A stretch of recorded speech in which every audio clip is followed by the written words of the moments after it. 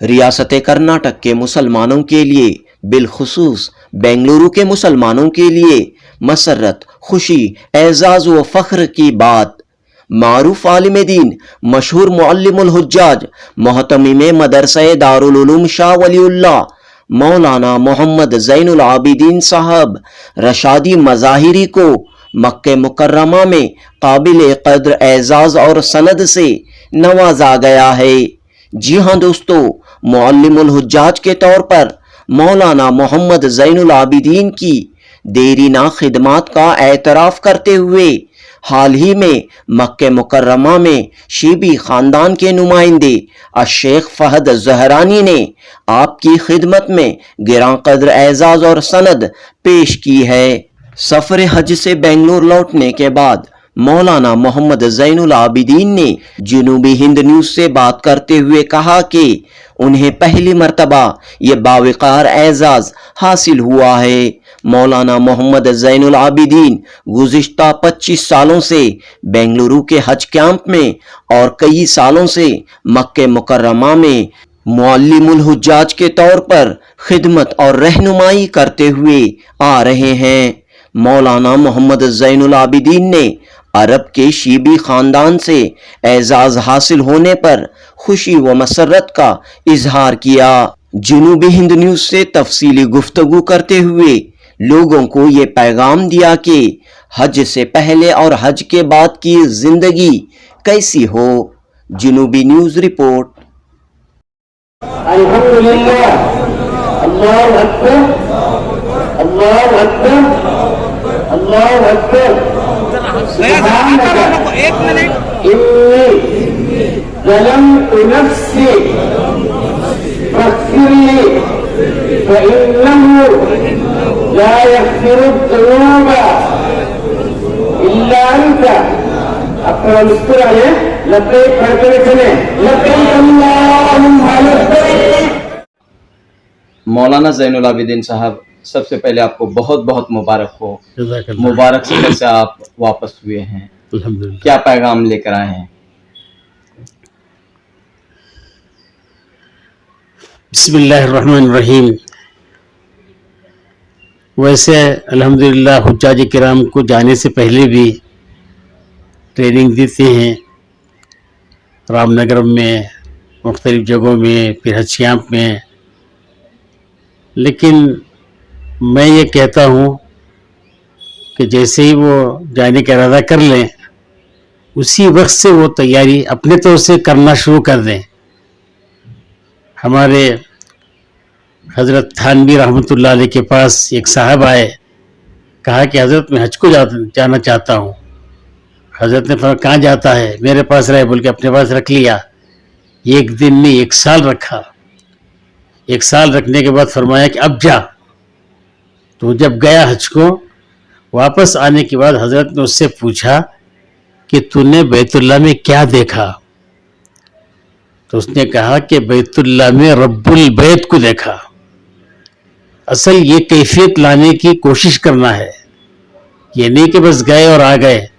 ہم جو ہیں آرکیٹیکٹ، انجینئر بن کے جا رہے ہیں، آ رہے ہیں کہ اس کے آرچ ایسے ہیں، اس کے ماربل ایسا ہے، اس کا کارپیٹ ایسا ہے، اس کا مینار اتنے ہیں، اتنے دروازے ایسے ہیں۔ شکوے شکایتیں زیادہ ہیں، اور پھر جو ہے اللہ کی طرف قریب ہونے کی یہ نہیں۔ ویسے یہ موبائل جو آ گیا ہے، اللہ بچائے، اس کی وجہ سے میں دیکھ رہا ہوں مینا میں ایک بوڑھا بوڑھی ہاتھ ڈال کو کندھے پر ہاتھ ڈال کے فوٹو مار لے رہی، قبر میں پاؤں چھوڑ دیے ہیں، فوٹو مارنا نہیں چھوڑ رہی۔ تو اس کے لیے جا رہے ہیں کیا؟ نہیں، ہم وہاں جا رہے ہیں اللہ سے اپنا تعلق بڑھانے کے لیے۔ ایک معمولی لوہا آگ میں جاتا ہے تو لال ہو جاتا ہے، ہاتھ لگاتے ہیں ہاتھ جل جاتا ہے، لوہا اثر لے رہا ہے، اور ہم بیت اللہ کو جا کر اثر نہ لیں، اس سے بڑی محرومی اور کچھ بھی نہیں ہو سکتی۔ اس لیے میں حجاج کرام سے درخواست کروں گا جو جانے والے ہیں، جیسے نیت کر لیں جانے کی یا فارم بھر دیں، اسی وقت سے تیاری شروع کر دیں، مجاہدہ کرنا شروع کر دیں، اور پھر جو ہے توجہ اللہ کی طرف متوجہ کریں، کسی اللہ والی کی صحبت میں چلے جائیں، اور اللہ والی کی صحبت میں رہ کر ان سے حد سیکھیں۔ اس طریقے سے کر کے جائیں گے تو انشاءاللہ ہماری زندگی کایا پلٹ جائے گی۔ جو حج کی صفات کی، حج کی قبولیت کی علامت کیا ہے؟ کہ حج کی قبولیت کی علامت یہ ہے کہ ہماری زندگی میں تقوی آ جائے.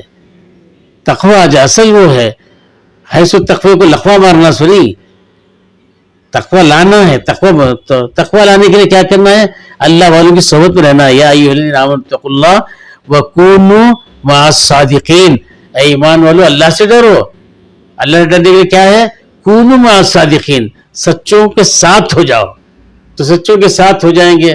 ہمارے حضرت مولانا منظور نعمانی صاحب نے فرمایا تھا کہ جانے سے پہلے کم از کم 40 دن اللہ والے کی صحبت میں رہو. اللہ والی صحبت میں رہ کر مجاہدہ کر کے جاؤ. انشاءاللہ صبح انشاءاللہ تمہارے حج کے اندر نورانیت آئے گی. طواف میں مزہ آئے گا، صحیح میں مزہ آئے گا، پھر جو ہے وہاں رہنے میں مزہ آئے گا. شکوے شکایتیں نہیں آئیں گی، وہ برابر نہیں، یہ برابر نہیں، یہ باتیں آئیں گی نہیں. اس لیے کہ ہم جا رہے ہیں اللہ کے لیے، اللہ کے مہمان بن کے جا رہے ہیں، ضیوف الرحمان بن کے جا رہے ہیں. تو اللہ ہمارا میزبان ہے، ہم اللہ کے مہمان ہیں. تو مہمان ہونے کے ناطے میں گزارش کرتا ہوں کہ اس طرح توجہ دیں گے تو انشاءاللہ صبح انشاءاللہ حج کی، جیسا کہ حضرت جی مولانا یوسف صاحب نے فرمایا، جس سال حاجیوں کا حج صحیح ہو جائے گا اس سال ساری دنیا میں دین پھیل جائے گا. اتنا سپر پاور ہے حج والا عمل. حج کے بعد کی زندگی کیسی ہو؟ حج کے بعد فرمایا کہ 3 باتوں کو اختیار کرنا ہے. پہلی بات لین الکلام، بات چیت میں نرمی. مزاج میں گرمی بھی ہو تو گرمی کو ختم کر دینا ہے، نرمی کو لانا ہے. تو اس لیے بعضوں کی عادت ہے کہ گھروں کے اندر آ جاتے ہیں تو ایک دم زور زور سے بات کرتے ہیں، ڈانٹتے ہیں، غصہ کرتے ہیں، وہ کرتے ہیں. نہیں، حد سے واپسی کے بعد اب کیفیت بدل جائے، نرمی آ جائے. نرمی سے جتنے کام اچھے ہو جاتے ہیں، گرمی سے اتنے کام نہیں ہوتے. اس لیے لین الکلام، بات چیت میں نرمی. اور حضرت میمونہ حضور صلی اللہ علیہ وسلم جو ہیں کہ باریاں تھیں، تو حضرت میمونہ رضی اللہ عنہ کے گھر میں باری تھی. اماں جان آرام کر رہی تھی، حضور کوئی بات یاد آئی تو حضور صلی اللہ علیہ وسلم اماں جان کو اٹھائے بغیر آہستہ سے اٹھے، دروازے کھنڈی کھول کے باہر نکل گئے. اماں جان اڑ گئے، غصہ آیا، کھنڈی ڈال دیے. حضور صلی اللہ علیہ وسلم تشریف لائے، سلام کر کے آہستہ سے، میمونہ کھولو. میں ہی کھولتی نہیں، میری باری چھوڑ کیوں دوسرے گھر گئے، میں نہیں کھولتی. ادھر گرمی، حضور نرمی، میمونہ نہیں کھولتی، میمونہ. 3 مرتبہ کے بعد جب ان کی گرمی ختم ہوئی، حضور تشریف لائے. آخری سانس تک یہ نہیں فرمایا میمونہ میں نبی ہو کر جھوٹ بولوں گا کیا، نبی ہو کر دھوکہ دوں گا کیا. نہیں. تو اس میں ہم لین الکلام، بات چیت میں نرمی.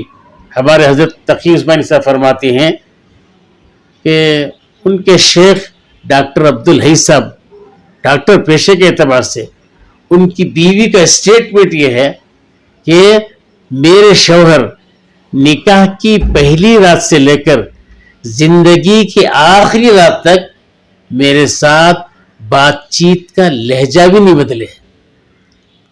عام طور سے کیا ہوتا ہے کہ ہمارے مطلب کا لہجہ ہو تو الگ رہتا ہے، مطلب نکل گیا تو الگ ہو جاتا ہے. عام طور سے یہ ہوتا ہے، لیکن یہاں یہ اسٹیٹمنٹ بیوی کی گواہی معتبر ہے. اس لیے سب سے پہلے میں حجاج کرام سے گزارش کروں گا کہ لین الکلام، بات چیت میں نرمی لائیں.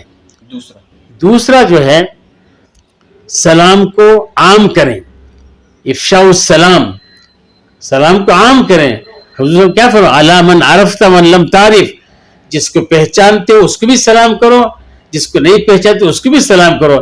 اس لیے میں گزارش کرتا ہوں کہ عام طور سے دیکھ رہا ہوں کہ لوگوں کے اندر سلام کرنے کا مزاج ختم ہو جاتا جا رہا ہے. گھروں کے اندر بھی سلام نہیں کرتے، آتے ہیں تو ایسے ہی آ جاتے ہیں، چلے جاتے ہیں. یہ غلط طریقہ ہے. اس لیے افشاء السلام، سلام کو عام کریں. اسی طریقے سے اطعام الطعام، تیسری صفت فرمایا کہ کھانا خوب کھلائیں. کھانا کون کھلیں گے، دعوت نہ کون دیں گے، اس انتظار میں نہ رہیں، بلکہ کھانا خوب کھلائیں. یہ 3 علامتیں ہیں حج کی قبولیت کی. اس لیے میں حجاج کرام سے گزارش کرتا ہوں کہ اس کی طرف توجہ دیں. اللہ تعالی ہم سب کو عمل کی توفیق عطا فرمائے. تو حج کا اثر جو ہے زندگی بھر رہے، اس کے لیے کیا محنت ہو، کیا کوشش رہے؟ اس کے لیے کوشش کیا کریں کہ ہم، جیسے میں نے کہا کہ شروع میں جانے سے پہلے اللہ والوں کی صحبت میں رہنا ہے، ایسی واپسی کے بعد بھی کسی اللہ والے سے ہم اپنا تعلق جوڑ کر ان کے ساتھ رہیں، ان سے اپنی اطلاع کریں، اور پھر ان سے جو ان کے جو ہدایات ملتے ہیں اس پر عمل کریں، تو انشاءاللہ ثم انشاءاللہ خاتمہ ایمان پر ہوگا انشاءاللہ. بہت بہت شکریہ مولانا. لبيك اللهم لبيك لا شريك لك